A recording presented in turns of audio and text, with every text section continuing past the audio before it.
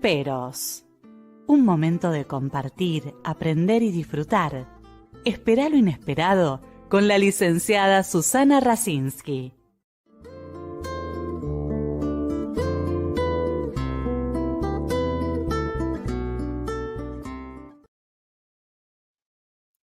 Muy buenas noches.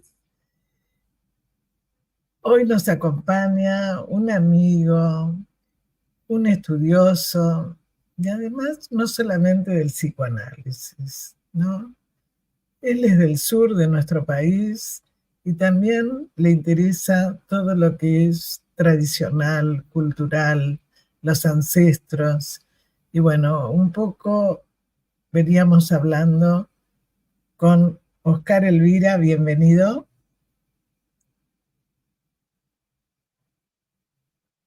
¿Por dónde anda?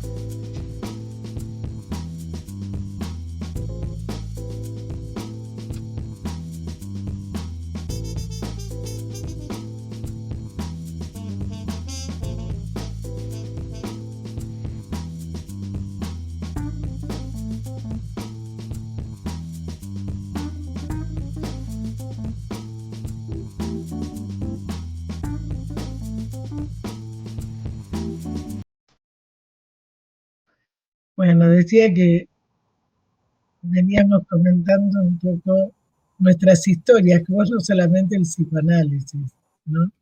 También las historias de lo tradicional, de la gente de los lugares, que siempre te interesan, ¿no? Que tiene que ver algo con el psicoanálisis, por supuesto, pero aparte a vos te gusta la narración y bueno, además estuvo tu hijo también en el programa, que también se dedica un poco al arte, ¿no? Al cine, a un montón de cosas. Así que bueno, bienvenido, Oscar, y gracias. Bueno, muchas gracias, Susana, por recibirme nuevamente en tu programa. Con respecto a esto que decís de la cultura, yo pienso que vos sos la Boris Spivakov del psicoanálisis, porque Boris, al fundar Eudeva, la editorial Eudeva, o el Centro Editor de América Latina, todo lo que llevó al interior del país, yo allí en Patagonia leía los libros que semana tras semana Boris publicaba, y bueno, ahora ver también toda tu obra en YouTube es muy, pero muy importante. Y bueno, sí, me interesa todo el tema de la cultura, porque somos seres culturales e históricos, ¿no? Así que bueno, conversaremos hoy sobre este momento histórico que nos toca vivir. Sí, además elegiste dos autores que nos gustan a los dos y que de alguna manera, digamos, actualmente se le está dando mayor, está mal dicho, pero un lugar que por ahí sobre todo Ferenczi no tenía. Y yo ya hace más de 2 años, ¿no?, que lo vengo dando en este programa, porque a mí me parece que tanto Bion como Ferenczi nos ayudan a poder trabajar mejor, abordar un poco la clínica actual, pero en los dos, ahora lo vamos a ver con vos, cuáles fueron sus orígenes, ¿no?, en común, y cómo de alguna manera el tener en cuenta al otro, la intuición, la percepción está presente. Entonces, vamos a ver, vamos a tratar, digamos, de poder, porque en una hora no se puede todo, pero sí por lo menos, ¿no?, cuál es la importancia de ellos y cómo fue el origen de ellos, que para mí me parece muy importante, como en todas nuestras historias, ¿eh? No podemos separar nuestras historias. ¿Qué hacemos con nuestra historia, no? Si no fue muy buena, bueno, ¿cómo podemos modificarla? Pero hay una historia, hay un contexto.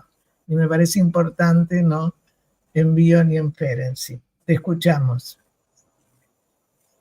Bueno, comparto con vos lo que decís, porque nosotros dos, o gran parte de la audiencia, somos latinoamericanos, profundamente latinoamericanos, y es posible pensar a Sándor Ferenczi y a Wilfred Bion como también del tercer mundo. Se suele decir que nosotros latinoamericanos somos del tercer mundo, aunque por antropofagia nos hemos alimentado de todo el saber europeo en general, también tenemos nuestras raíces, y me parece que en ese sentido Sándor Ferenczi, que provenía de Hungría y que de alguna forma era el este, en 1848 había habido una revolución en toda Europa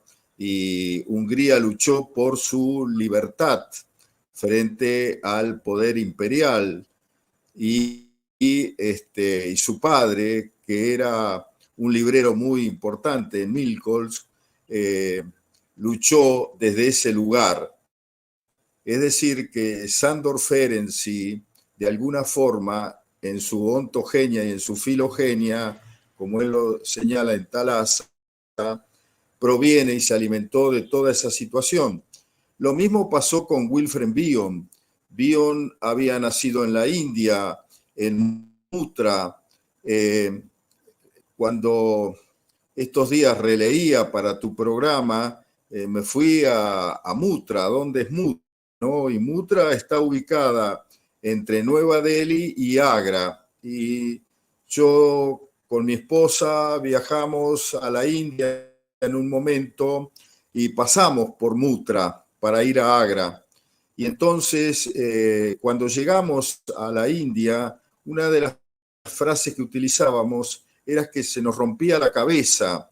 Es decir, había una forma totalmente diferente de vivir. Y eso es lo que con valentía y con un saber científico muy importante desarrolló Wilfred Bion, ¿no?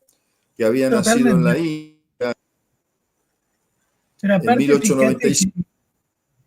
que si vos, yo también pude viajar al norte de la India, porque la India es muy grande, ¿no? Como para conocerla se necesitan muchos viajes y estar mucho tiempo. Pero una de las cosas, cuando uno ve que hay un hospital de pájaros, cuando uno ve que están los excluidos, cuando uno ve, digamos, las diferentes corrientes, ¿m? pero que viven juntos, ¿eh? Entonces, obviamente que uno no puede ir con la cabeza del occidente. Por eso lo que decís me parece muy importante, ¿no? Como las ceremonias de los padres con los niños para el bautismo, ¿no? Es decir, ¿qué pasó entonces en Bion con esas vivencias, ¿no? Toda esa parte intuitiva y de percepción que desarrolla también Bion para poder entender después el aparato de pensar, ¿no? Y los dos, de alguna forma, con tu experiencia que estás relatando en India, con el Hospital de Pájaros, por ejemplo, dos, y sobre todo Ferenczi, le dieron mucho lugar al ecosistema. Es decir, que nosotros somos parte del ecosistema, tenemos nuestras propias formas de funcionar, pero no podemos ser sin los otros, ¿no? Y en ese sentido, Bion y Ferenczi tienen una raigambre en común, como vos decís, que es la intuición.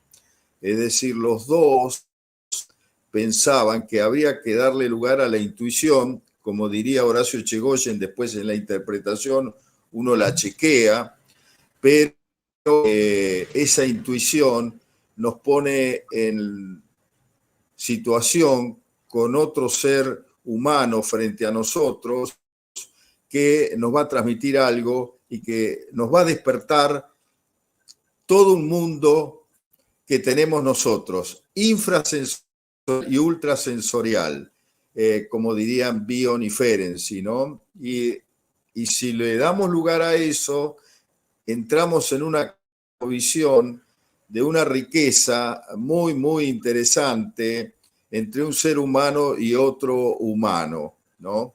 Los otros días, trabajando con una pareja, él decía que no mata ningún insecto. Es decir, que si hay una araña, la pone dentro de un nylon y la lleva a otro lugar. Mientras que su esposa decía, no, a mí me aterran. Es decir, que todo ese mundo del ecosistema es muy importante para darle lugar. Por ejemplo, con el tema también de que Bion no es un desaparecido en la Argentina, pero sí lo fue Ferenczi, de una forma, o en el mundo psicoanalítico. También nosotros tenemos un autor, Terencio Gioia, que escribió un libro muy interesante que se llama Psicoanálisis y Etología, y que por esas cosas de las instituciones y de los saberes, que es muy humano, ha sido un poco relegado. Y creo que tenemos que darle mucho lugar a él también, porque es parte de esta riqueza, como vos decías al comienzo, cultural que tenemos los latinoamericanos y específicamente los argentinos, ¿no? Con APA, cuando comenzó en el 42, 43, y todo lo que se desarrolló y se está desarrollando. Sí, además pensá que los artículos sobre el medio ambiente de Ferenczi, ¿de cuánto hace?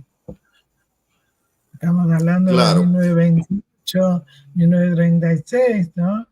O sea, es como malestar de la cultura de Freud, pero digamos, me parece que Ferenczi como Bion, no solo que escribieron, sino que lo vivieron, porque como era la madre de Ferenczi, ¿no? O sea, cada uno con su historia, y cómo pudieron salir adelante, ¿no? Esa empatía, porque incluso vos hablas, que me parece también muy importante, ¿no?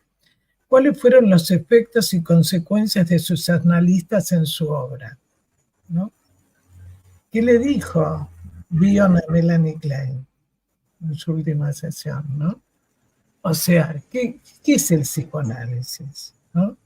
Entonces, un poco, bueno, te hago la pregunta para que vos puedas seguir desarrollando un poco lo que hay en común en Bion y en Ferenczi y cuáles son los efectos y consecuencias de los analistas, que también lo vemos nosotros con nuestros pacientes, ¿no? Sí, como bien decís, tuvieron una vida compleja, como tal vez la tenemos la gran mayoría, por no decir todos, esa relación tan primitiva, tan primaria y todo el desarrollo emocional con la madre.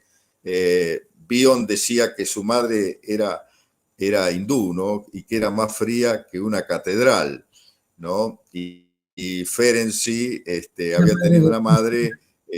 depresiva. ¿Cómo, Susana? Depresiva. Depresiva. No, claro. Y que tuvo que llevar adelante cuando enviuda todo el trabajo para que los hijos pudieran comer, ¿no? Entonces, ellos tienen, a mi modo de ver, una forma de pensar el psicoanálisis muy materno, muy femenino. Ferenczi piensa que lo central en el complejo de Edipo es la madre y no tanto el padre. Es la madre, esa madre que de alguna forma vos nombraste recién sobre Thalassa, ¿no? Esa necesidad permanente que tenemos los humanos de volver al agua, ¿no? Al lugar de donde partimos, esa vida uterina, acuática, ¿no? Y cómo siempre nos llama la atención el agua. Y Bion trabajó profusamente también sobre ese mundo uterino, los dos, más que nada Ferenczi, pero sí también Bion. Y con respecto a la pregunta sobre sus analistas, Ferenczi sabemos que se analizó con Sigmund Freud, que era su colega hasta amigos, se podría decir, y eran los comienzos del psicoanálisis, ¿no? En esa década, segunda década del siglo XX. Mientras que Ferenczi también analizó a Rickman y a Melanie Klein. Y que fueron los Rickman, analistas de Bion.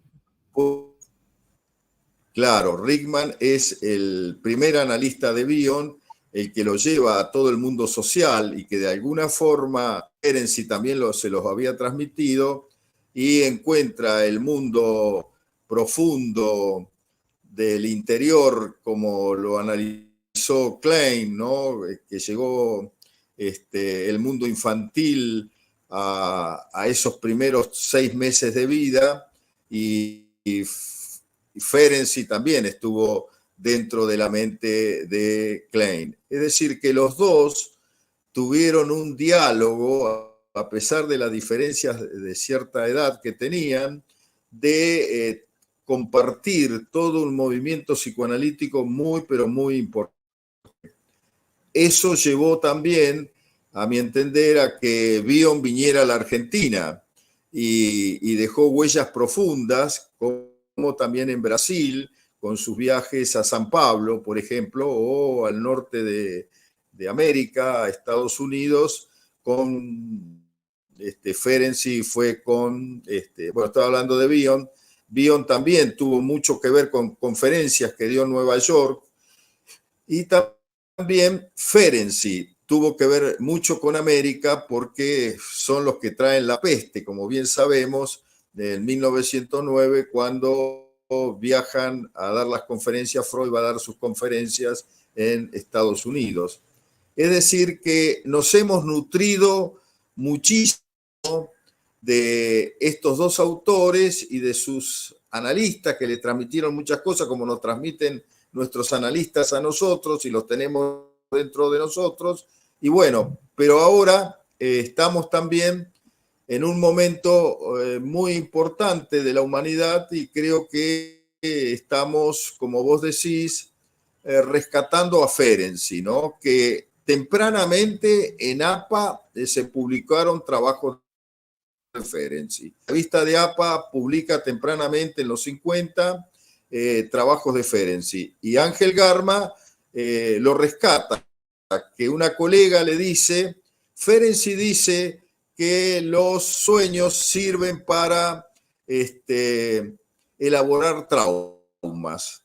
Y Garma lo toma también en eso, en su libro Clínica Psicoanalítica. Bueno, es Echegoyen quien retoma, a mi entender, el valor de Ferenczi, y da su raigambre kleiniana también, ¿no? Pero le da lugar al desarrollo del sentido de realidad y sus estadios de 1913 de Ferenczi, y ahí con su discípulo y amigo y colega Pedro Bojan, le dice, vos que sos húngaro, hablas húngaro, ¿cómo no vas a desarrollar la obra de Ferenczi?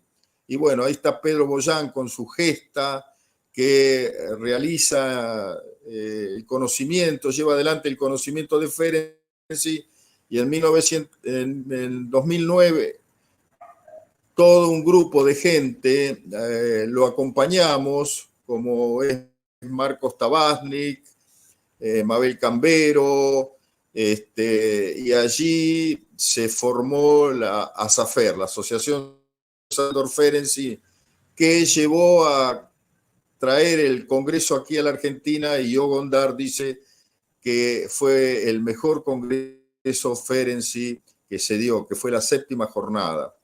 Así que, bueno,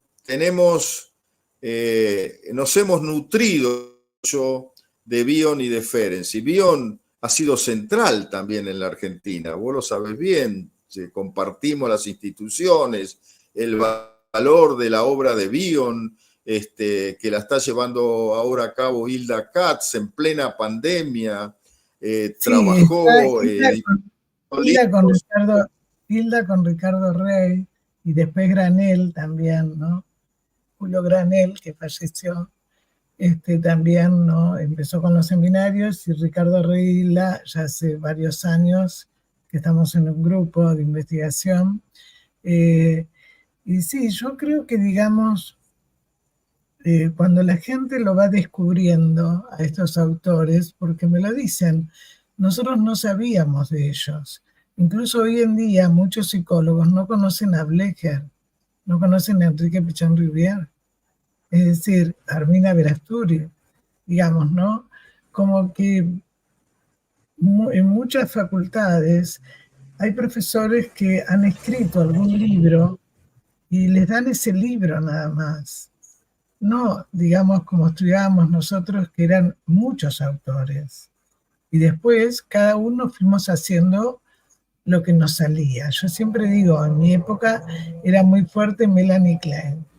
Y cuando me decían cómo tenía que interpretar, y a mí no me salía. Entonces dije, no, yo voy a decir lo que siento con el paciente, ¿no? Y a muchos de nosotros nos pasó eso, que es no confundir, que esto lo dice Renato, tomar a los autores como referencias, no como reverencias. Entonces después cada uno de nosotros tenemos en nuestro aparato psíquico varios autores.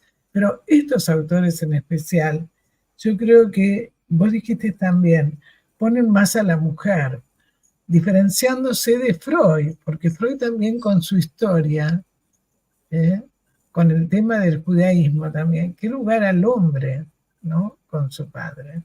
Por eso digo que es importante también tener en cuenta la historia, ¿no? Incluso, bueno, vos me das pie para pensar el trabajo de 1908 de Sándor Ferenczi, Psicoanálisis y Pedagogía.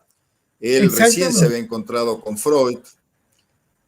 Vos también que sos pedagoga, claro, él habla de la ceguera de los docentes. La ceguera de los docentes. Eso, y de los padres. ¿No? Es decir, cómo nos enseñan a ver con un solo ojo, o a pensar con una sola parte, pero también porque nuestros padres heredaron toda esa forma de educación, ¿no? Y eso sigue funcionando en la formación psicoanalítica, por ejemplo.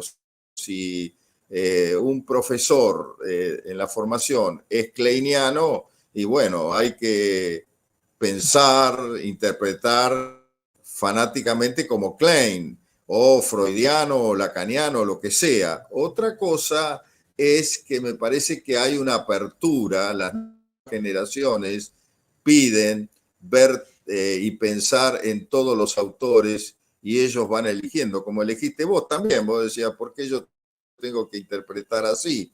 ¿No? A lo Klein. Es que entonces, bueno. Ahí yo creo que es importante la intuición y que creo que el psicoanálisis contemporáneo, después con Green, con otros autores, es decir, yo muchas veces lo he dicho esto en algunos programas, ¿vos sos lacaniana o sos freudiana? Soy terapeuta. Es decir, utilizamos lo que podemos en ese momento con lo que nos brinda el otro y lo que se da entre los dos, ¿no es cierto? El entre famoso. Y yo creo que eso hace que un tratamiento funcione o no. Porque justamente tenemos que tener en cuenta lo que la intuición nuestra, la percepción, ¿no? Hay un tema que me parece importante que lo puedas desarrollar. ¿Qué importancia tuvo en la obra de los dos el placer y la realidad? Bueno, los dos abrevaron, como la mayoría de los señeros autores psicoanalíticos, en un trabajo de Freud de 1911, ¿no? Los dos principios del acaecer psíquico. Entonces, Ferenczi trabajó eso en el desarrollo del sentido de realidad y sus estadios, y le dijo que él estaba de acuerdo, maestro, con el placer y la realidad. Ahora, lo que usted no dice es cómo se pasa de uno al otro, ¿no? De estos, ¿cuál es la evolución de este pasaje del placer a la realidad, a encontrar el objeto? Entonces ahí ya Ferenczi también tiene su propio pensamiento, ¿no? Y piensa que el psiquismo comienza en la vida fetal. Mientras que para Freud no era así. Pero luego Freud también le va a dar lugar en los 30, Ferenczi de otra forma y se va a nutrir también de su analizado y lo rescata.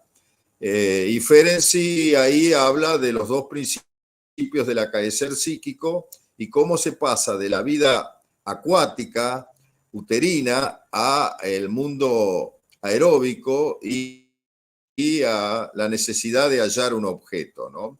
Y en ese sentido yo encuentro también algo en común con Bion, con la tabla, ¿no? Bion toma, como sabemos, los psicoanalistas y desarrolla una tabla. Justamente esto tiene que ver con tu anterior intervención, cómo él propone que todas las escuelas psicoanalíticas podemos pensar cualquier paciente desde un lugar en común, desde la clínica. Entonces, él va a desarrollar la tabla y ahí en la tabla va a hablar también de la realidad y el principio de placer, ¿no?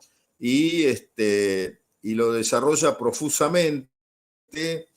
No sé si da para hablar de ello, pero en la parte vertical de la tabla, él va a pensar, ¿no?, que hay distintos lugares y cómo se va desarrollando la mente, cómo se va desarrollando un sujeto, desde elementos beta, por ejemplo, esto que estamos hablando entre nosotros dos. Hay cosas que no sabíamos, hay gente que no sabe de la existencia de Ferenczi. ¿Y por qué? Porque tal vez funcionó como elementos beta dentro de la institución psicoanalítica y no permitieron que se desarrollaran sus ideas. Lo mismo le pasó a Freud. Otra cosa serían los elementos alfa, los que permiten desarrollar pensamiento, que sería en la tabla B.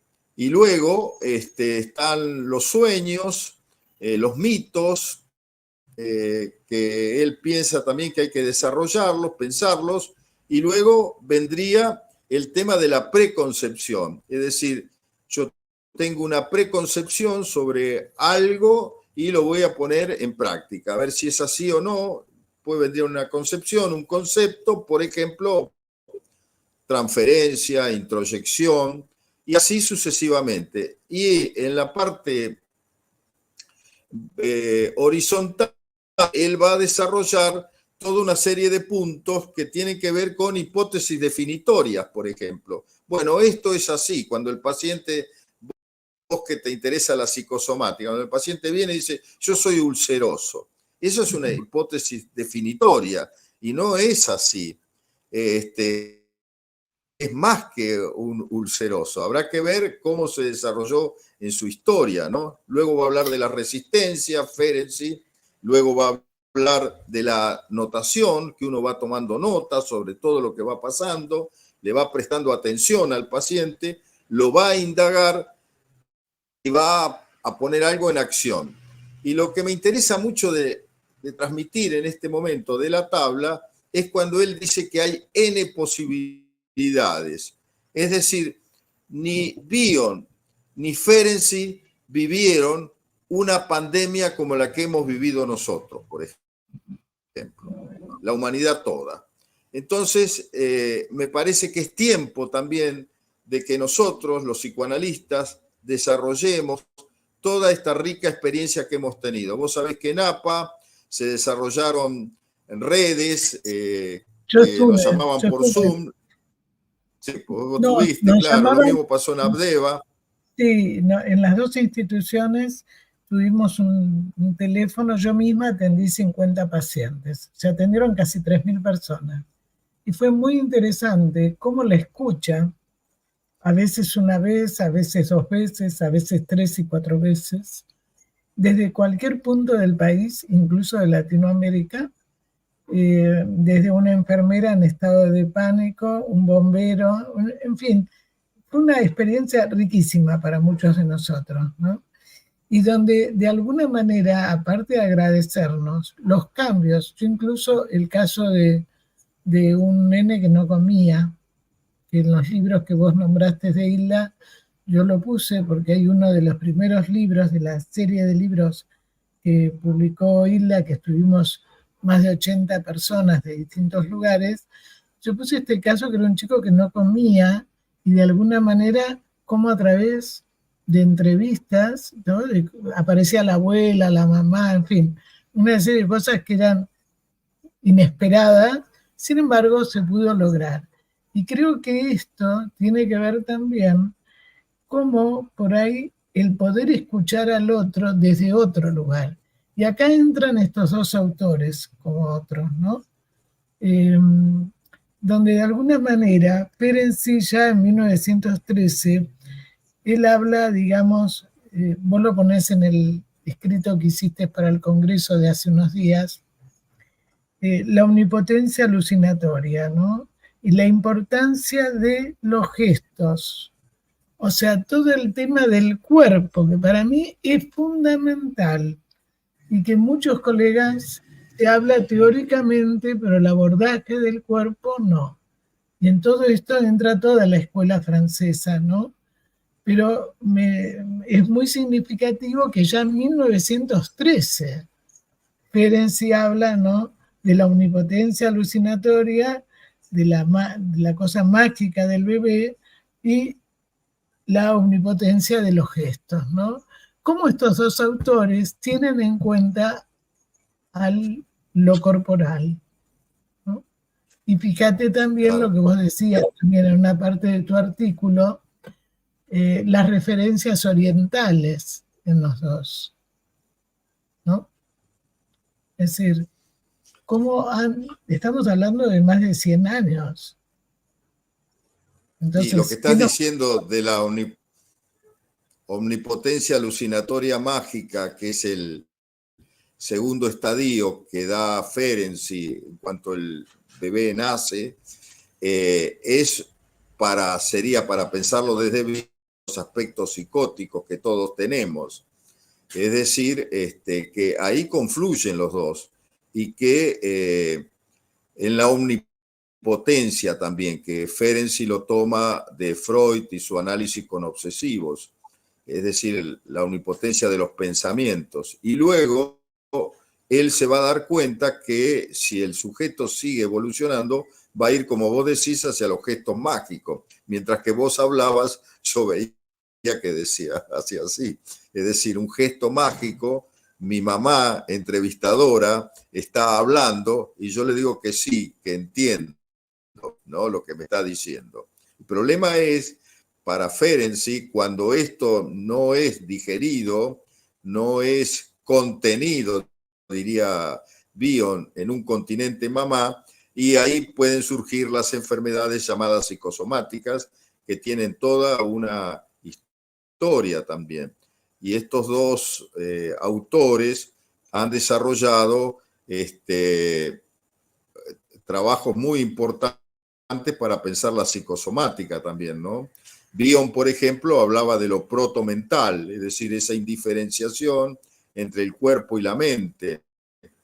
Y Ferenczi decía que su método psicoanalítico es el bioanálisis, es decir, que hay que integrar todo, el cuerpo y la mente.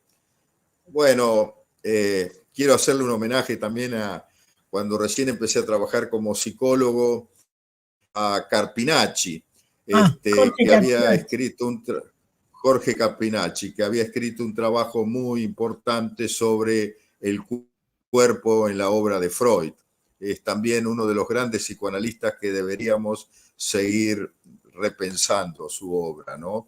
Y también Carpinacci, ahora pienso en mi asociación libre, que Carpinacci también provenía de un mundo donde le daba mucho lugar a lo social, ¿no? Lo mismo que Ferenczi y Bion. Además, así que, bueno. Daba seminarios en Miramar, en Mar del Plata, en distintos lugares, estamos hablando de 50 años atrás, ¿no? y donde justamente le importaba también transmitir esto, ¿no? Como muchos de nuestros maestros, ¿no? Y que creo Cuando que vos eso se decías, tiene discúlpame, cuando vos decías el entre, no quiero que se me escape esto, Isidoro Berenstein también desarrolló la interferencia, ese concepto nodal para mí, y que no se le da toda la importancia que tiene, me parece, a no ser los estudiosos de Isidoro Berenstein y Janine Puget. Pero este tema de la interferencia, yo recién interferí porque vos estabas desarrollando algo y yo me entusiasmé y hablé. Es decir, lo que se surge entre dos mentes, ¿no? Y que hay algo que tenemos que tolerar el no saber, eso que hablábamos antes de la intuición, ¿no? Esa interferencia. Claro, pero cuando uno no tolera la frustración que es tan importante en los dos autores y para nosotros, no se puede desarrollar el pensamiento. Ahí tenemos las dos funciones que vos dijiste, función alfa y función beta, y la descarga en el cuerpo, ¿no? Entonces estos dos autores, Ferenczi habla justamente de la importancia de la contención, los dos, ¿no? Y la tolerancia a la frustración, en una sociedad que justamente se quiere todo ya, no hay capacidad de espera, entonces no se puede pensar. Por eso tenemos también que cada vez hay menos razonamiento, la gente no piensa, ¿no? Es decir, es como que no puede procesar. Es todo tan rápido, que el otro día lo hablábamos en otro programa, ¿no? A raíz de los cambios neuronales con todo lo que es inteligencia artificial, etcétera, etcétera, que es todo tan rápido que no se puede procesar la información, no hay elaboración. Entonces todo esto está impidiendo también el poder pensar, que una cosa es utilizarlo como instrumento y la otra cosa es que supla la experiencia afectiva que habla tanto Bion como Ferenczi, ¿no? Y los dos, para que vos puedas también hablar de esto, le dieron mucha importancia a la intuición. ¿Qué sería para estos autores la intuición y para vos? Bueno, primero me parece muy interesante el tema. Te tiro la otra porque tiene relación, que ambos pensaron el psiquismo en los albores de la vida humana, con lo más primitivo, y en relación a la intuición. Bueno, empecemos por eso. Los dos pensaron el psiquismo temprano, Ferenczi y de alguna forma Bion también el psiquismo fetal, ¿no?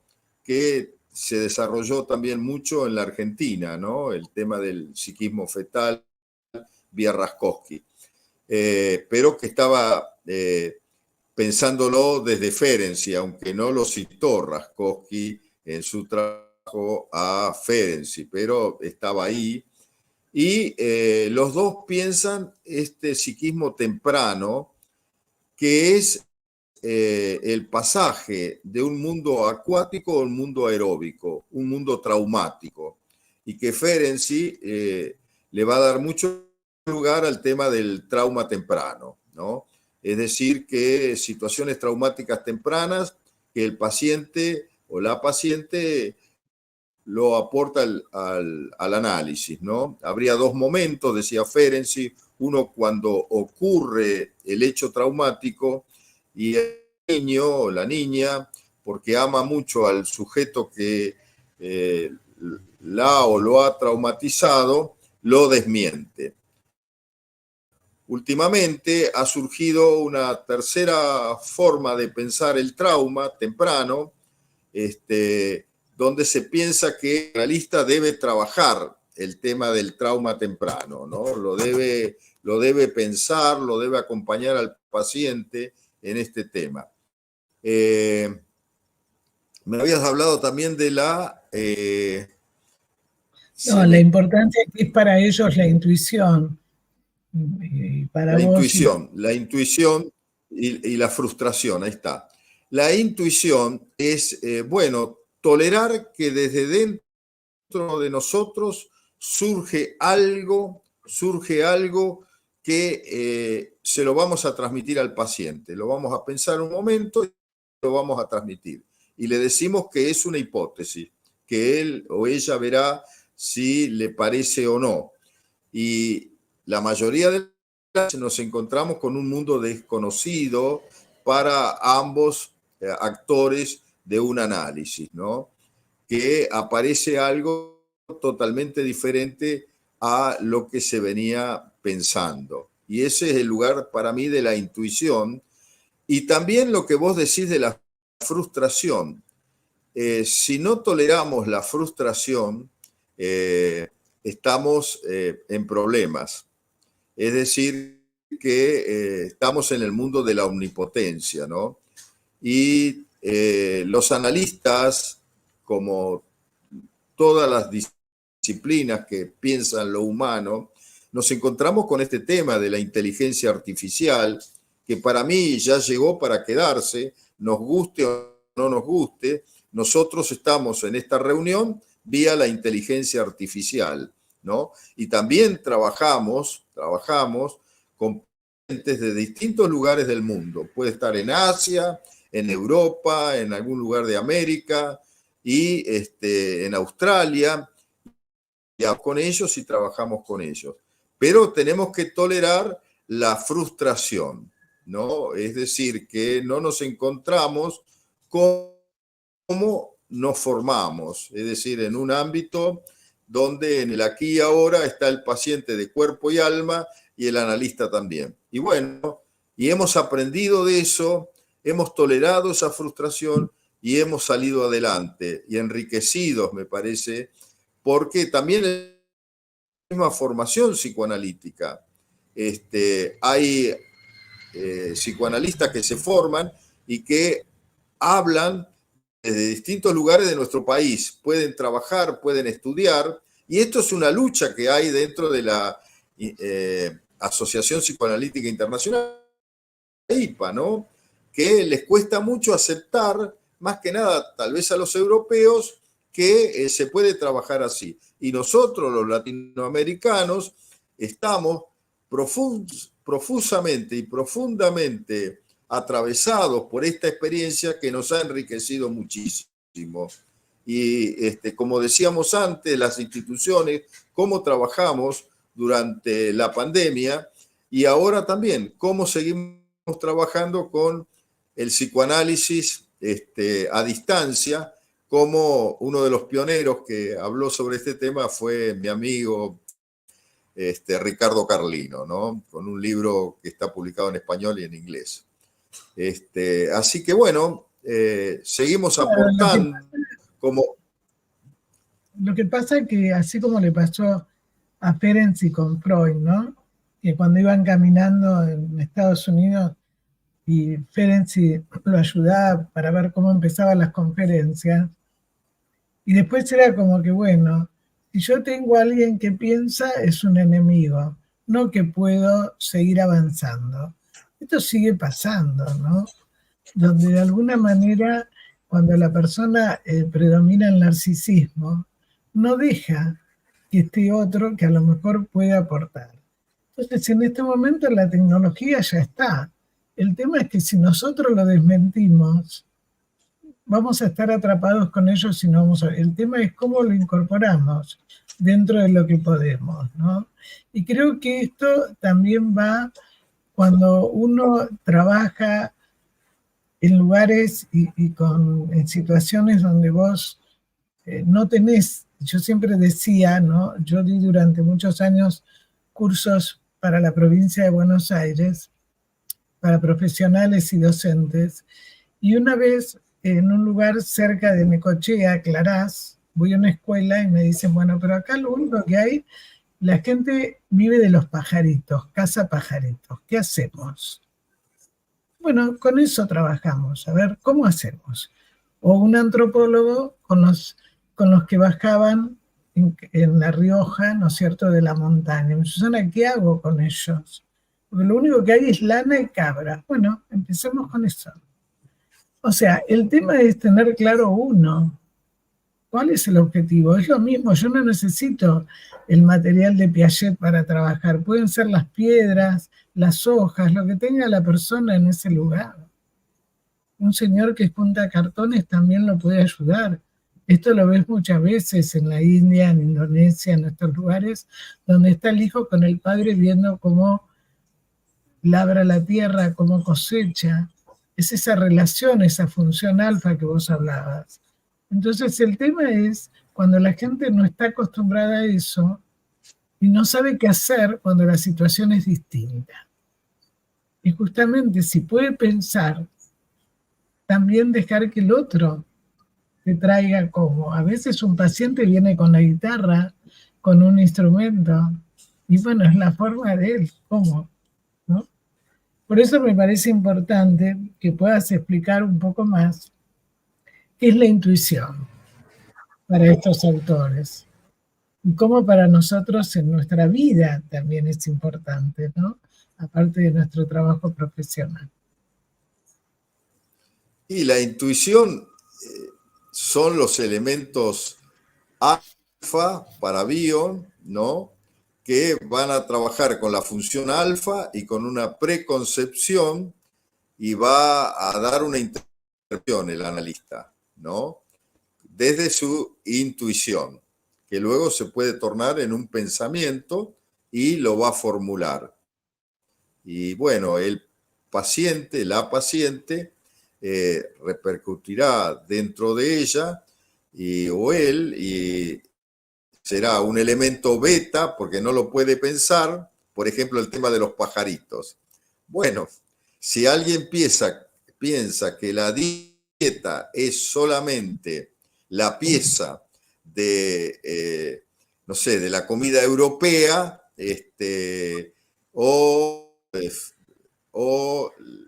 un asado carnívoro, bueno, puede existir otra forma de alimentarse en otros pueblos. Tal vez cuando habla del pajarito, ese antropólogo o ese docente quiere darle lugar a que vuelen sus pensamientos y que está formado para mirar con una sola parte y no con el todo. Lo mismo que el antropólogo, que los antropólogos nos ayudan muchísimo también, ¿no?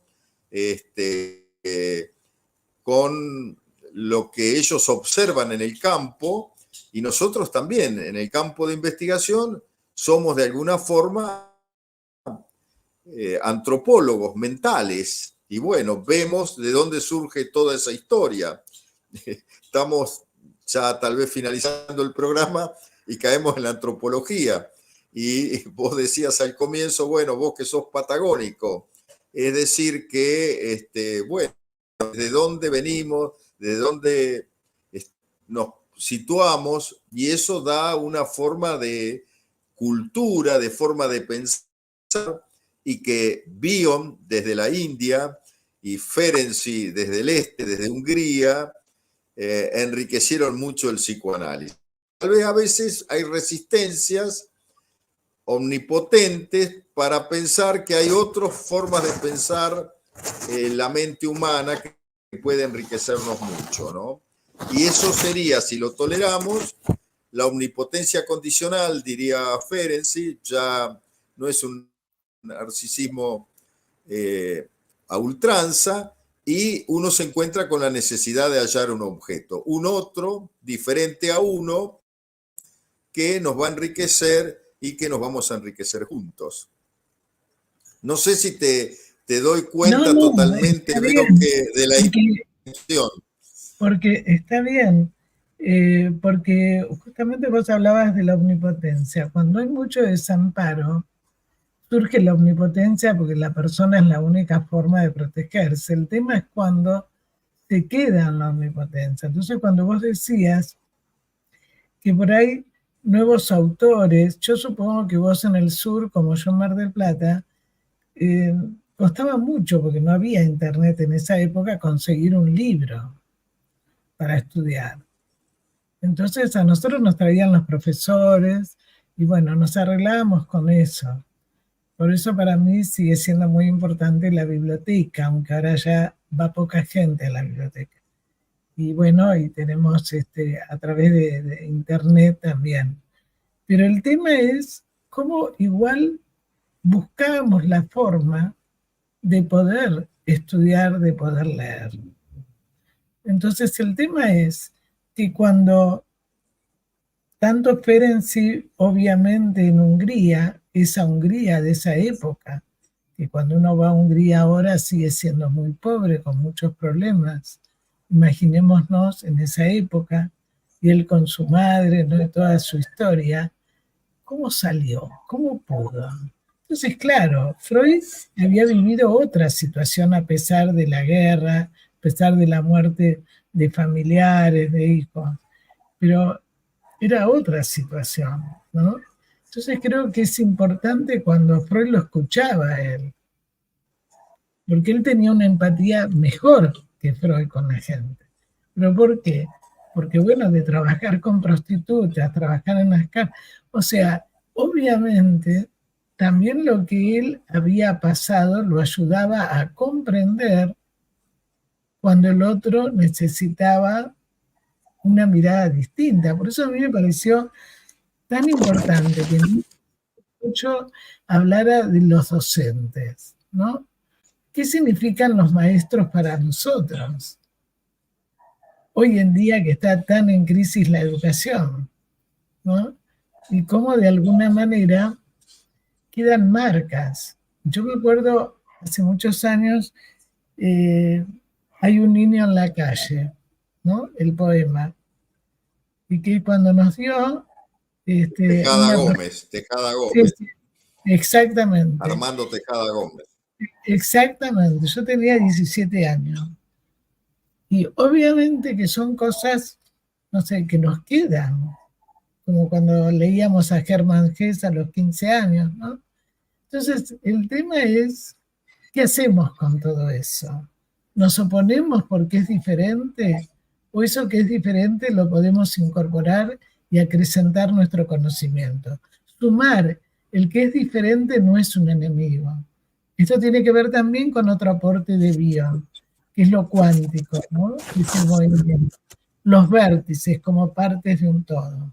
Y Ferenczi también. Bueno, tomando esto último que decís, el tema del vértice, ¿no? Bion toma desde qué vértice uno se ubica. Por ejemplo, este tema de la biblioteca. Nosotros dos que venimos del interior profundo, vos relativamente profundo, de Mar del Plata, ¿no? Yo de Patagonia. Por ejemplo, escribí un libro sobre el centenario de mi pueblo, ingeniero Luis Agüergo. Yo me formé en colegio secundario en un pueblo que se llama Ingeniero Luis Agüergo, entre Villa Regina y General Roca, en Norte Patagonia, y soy la tercera generación y no había biblioteca en el pueblo. La biblioteca eran nuestros profesores que venían desde Roca, desde Villa Regina, algunos desde Huergo, y que nos transmitían todo lo que ellos sabían y a su vez íbamos a comprar los libros. También ahí llegaban, escribí un libro sobre el centenario de mi pueblo y ahí decía que la biblioteca era un kiosco de revistas y de diarios, ¿no? Donde recibíamos todas las semanas, por ejemplo, Todo es Historia. Tenía desde el primer número Todo es Historia, buscábamos ahí, o los libros que publicaba Spivakov, o MC, y bueno, buscábamos. Y tal vez, bueno, ahora buscan nuestros alumnos en internet, en la biblioteca de Alejandría, que se llama ahora Google, ¿no? El problema es que cortan y pegan. ¿Qué va a salir de esto? Y bueno, no sabemos. Tal vez ahí ya estamos transitando una mutación de la humanidad y nuestra experiencia como profesores universitarios es que en la pandemia, por ejemplo, fue por un lado muy frustrante porque trabajábamos con plataformas Yo iba a dar clase en Bahía Blanca desde la Universidad del Salvador y iba después con Zoom. Y la mayoría de los alumnos cortaban y pegaban. Pero bueno, me quedaba la idea también de que cortaban y pegaban bien. Es decir, y a su vez estaban tramitando todo el miedo a la muerte. Así que tenemos que tolerar la frustración, como decías vos, y vamos a ver qué va a ir surgiendo de todo esto. Yo creo que tengo ilusión en el porvenir. No, yo también, y yo creo que no es excluir una cosa por otra. Cuando damos clases en los grupos, ¿no es cierto?, de estudios, y hay gente de afuera, de otros lugares que no son de Argentina, es muy rico el intercambio. Y lo que pueden aportar los alumnos de Perú, de México, de Israel, ¿no? Realmente es muy, muy, muy, muy bien. Y por otro lado, digamos, la gente también necesita lo presencial. Nosotros acá en Buenos Aires tenemos el problema, vos lo sabés muy bien, de la inseguridad, de las distancias, y mucha gente no ha querido volver a lo presencial, porque claro, para una hora de sesión tiene a lo mejor 2 horas para llegar, más todo el tema de inseguridad. Pero bueno, creo que nosotros tenemos que ir acomodándonos y siempre, digamos, pensando que cuando uno quiere y hay deseo, se puede, ¿no? Muchísimas gracias, Oscar, y bueno, si termina el programa con lo que vos quieras, como hago siempre, y te agradezco muchísimo. Un abrazo. Bueno, yo te agradezco a vos enormemente toda esta invitación, lo generosa que sos, nombrás a mi hijo Gonzalo Elvira también, que está haciendo una profusa obra, y bueno, seguiremos trabajando, y mi próximo libro se va a llamar Sándor Ferenczi, La ilusión de un porvenir. Es decir, perfecto, que, bueno, ya tenés para presentarlo, juntará la copa de vino. Sí. Espero que para fin de año pueda salir. Bueno, un abrazo enorme a vos y a toda la audiencia y a la parte técnica también que nos ayuda tanto. Chau. Gracias, un abrazo.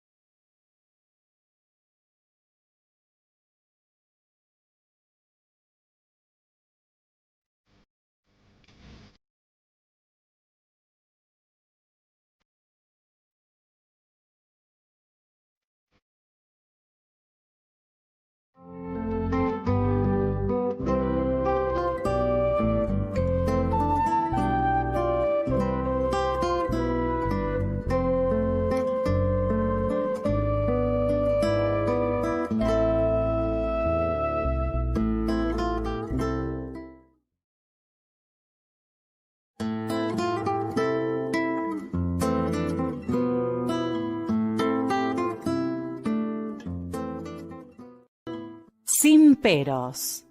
Un momento de compartir, aprender y disfrutar. Espera lo inesperado con la licenciada Susana Rasinski.